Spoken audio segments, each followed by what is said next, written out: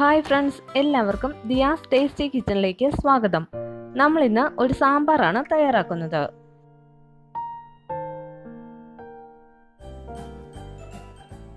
Channel subscribe ചെയ്തിട്ടില്ലാത്തവർ subscribe ചെയ്യുക. ശേഷം bell icon press ചെയ്ത് നോട്ടിഫിക്കേഷൻ എനേബിൾ ചെയ്യുക.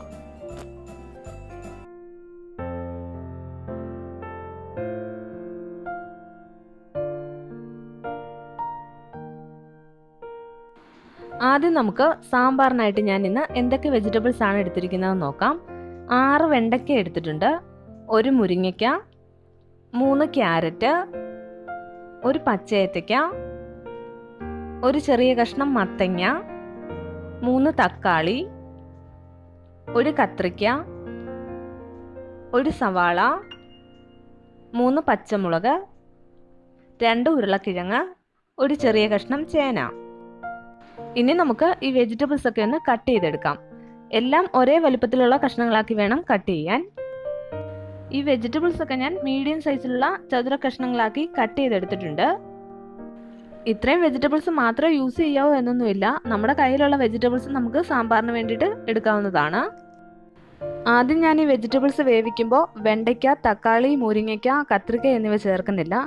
അത് നന്നായിട്ട് ഉടഞ്ഞു പോകും. അതുകൊണ്ട് അത് പിന്നീടേ ചേർക്കുന്നുള്ളൂ. പിന്നെ നമുക്ക് ഈ സാമ്പാറിലേക്ക് വേണ്ട മെയിൻ ഇൻഗ്രീഡിയൻ്റ് ആണ് സാമ്പാർ പരിപ്പ്. ഇനി നമുക്ക് ഒരു കുക്കറിലേക്ക് കഴുകി വെച്ചിരിക്കുന്ന പരിപ്പിട്ട് കൊടുക്കാം. 2 പിടി പരിപ്പ് ഞാൻ കഴുകി വൃത്തിയാക്കി എടുത്തിട്ടുണ്ട്. അത് ഞാൻ കുക്കറിലേക്ക് ഇട്ട് കൊടുത്തു. ഇനി നമുക്ക് കട്ട് ചെയ്ത് വെച്ചിരിക്കുന്ന വെജിറ്റബിൾസ് ഓരോന്നായിട്ട് ഇതിലേക്ക് ചേർത്ത് കൊടുക്കാം. നമ്മൾ കട്ട് ചെയ്ത് വെച്ചിരുന്ന വെജിറ്റബിൾസും പച്ചമുളക് 3 എണ്ണം കീറിയതും കുക്കറിലേക്ക് ഇട്ട് കൊടുത്തിട്ടുണ്ട്. ഇനി നമുക്കിതിലേക്ക് 3 ടേബിൾ സ്പൂൺ സാമ്പാർ പൊടി ചേർത്ത് കൊടുക്കാം. ഇനി നമുക്ക് 1/2 ടീസ്പൂൺ കായപ്പൊടി, പാകത്തിനുള്ള ഉപ്പ്, 1/4 ടീസ്പൂൺ മഞ്ഞൾപ്പൊടി എന്നിവ ഇതിലേക്ക് ചേർത്ത് കൊടുക്കാം. ഇനി നമ്മൾ ഈ വെജിറ്റബിൾസ് ഒക്കെ വേവുന്നതിന് ആവശ്യമായിട്ടുള്ള വെള്ളവും ചേർത്തിട്ട് കുക്കർ മൂടി വെച്ച് വേവിച്ചെടുക്കുകയാണ്. കുക്കറിൽ ഒരു 2 വിസിലൊക്കെ ആകുമ്പോഴേക്കും ഈ വെജിറ്റബിൾസ് ഒക്കെ നന്നായിട്ട് തന്നെ വെന്ത് കിട്ടും.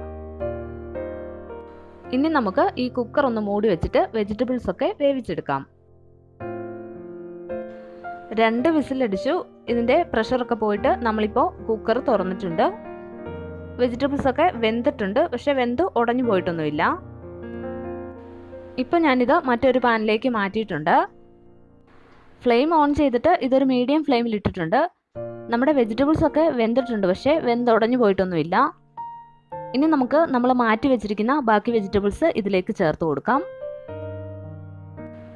കത്രിക്ക, മുരിങ്ങയ്ക്ക, വെണ്ടയ്ക്ക, തക്കാളി ഇത്രയുമാണ് നമ്മൾ മാറ്റി വെച്ചിരുന്നത്. ഇത് നമ്മൾ ഇപ്പോൾ ഇതിലേക്ക് ചേർത്ത് കൊടുക്കുകയാണ്. ഇനി നമുക്ക് ഇത് നന്നായിട്ടൊന്ന് ഇളക്കി കൊടുത്തിട്ട് മൂടി വെക്കാം. സ്റ്റൗ മീഡിയം ഫ്ലെയിമിൽ തന്നെ വെച്ചാൽ മതി.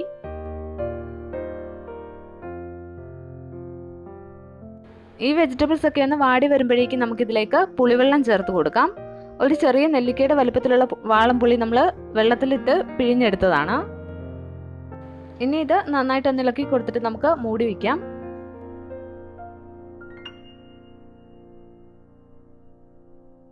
ഇതൊന്ന് വെന്ത് വരുന്ന സമയത്ത് നമുക്കിതിലേക്ക് ചേർക്കാൻ ആവശ്യമായ പൊടികളൊന്ന് മൂപ്പിച്ചെടുക്കാം. അതിനായിട്ട് ഞാനൊരു പാൻ ചൂടാക്കി അതിലേക്ക് 1 ടേബിൾ സ്പൂൺ സാമ്പാർ പൊടി, 1/2 ടീസ്പൂൺ കാശ്മീരി ചില്ലി പൗഡർ എന്നിവ ചേർത്ത് കൊടുത്തിട്ടുണ്ട്. ഇനി ഇതൊന്ന് മൂത്ത് വരുന്നത് വരെ ഇങ്ങനെ ഇളക്കി കൊടുക്കാം. നമ്മൾ ആദ്യം കഷ്ണങ്ങൾ വേവിച്ചപ്പോൾ 3 ടേബിൾ സ്പൂൺ സാമ്പാർ പൊടി ചേർത്തിരുന്നു. ഇപ്പോൾ ഇതും കൂടി ചേർത്തിട്ട് 4 ടേബിൾ സ്പൂൺ സാമ്പാർ പൊടി നമ്മൾ ഇതിലേക്ക് എടുത്തിട്ടുണ്ട്.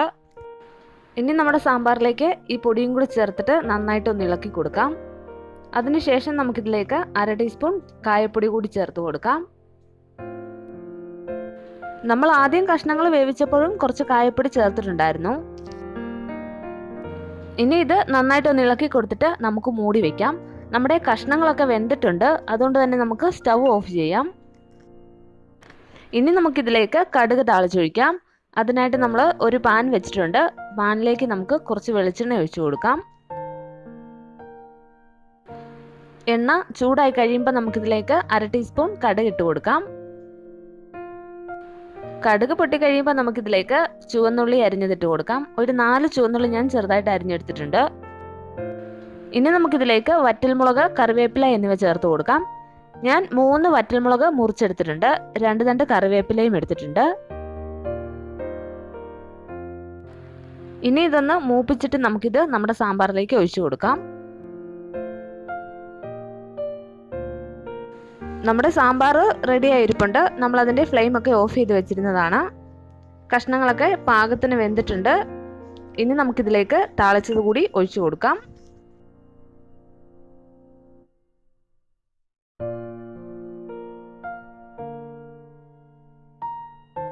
താളിച്ചൊഴിച്ചിട്ട് നമുക്ക് 2 മിനിറ്റ് ഇതൊന്ന് മൂടി വെക്കാം. അതിനുശേഷം ഇത് നന്നായിട്ടൊന്ന് ഇളക്കി കൊടുത്താൽ മതി.